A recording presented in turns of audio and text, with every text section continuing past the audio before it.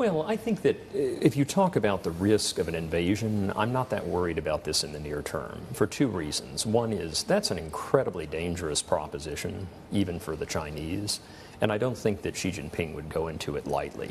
The second thing is that I don't think that's Beijing's strategy to begin with. I think their strategy is to calibrated increase of pressure against what they view as pro-independence forces and incentives to the others. Now, to come back to Trump, I think Trump experimented a bit early in his first term with non-traditional Taiwan policy and got his hand burned when he received a phone call from then-President Tsai Ing-wen. So I would actually expect at his level a more consistent Taiwan policy than a lot of the debates in the U.S. would suggest.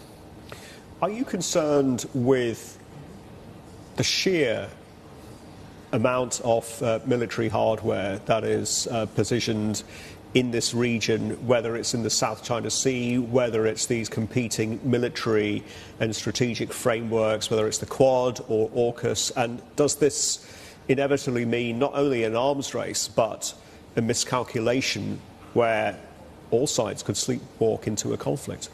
Well, I think the miscalculation risk is always present when you have major militaries in close proximity without clear rules. And we saw this last year when Chinese aircraft were intercepting U.S. patrol aircraft just off their coastline at a rate of about 2 a week. And one of those intercepts in October of 2023 got so close that we almost had a repeat of the 2001 Hainan Island crisis. But since that time, and I think some of this is about China's preoccupation with its domestic picture, the Chinese have paused those tactics. Eventually, I think they will resume.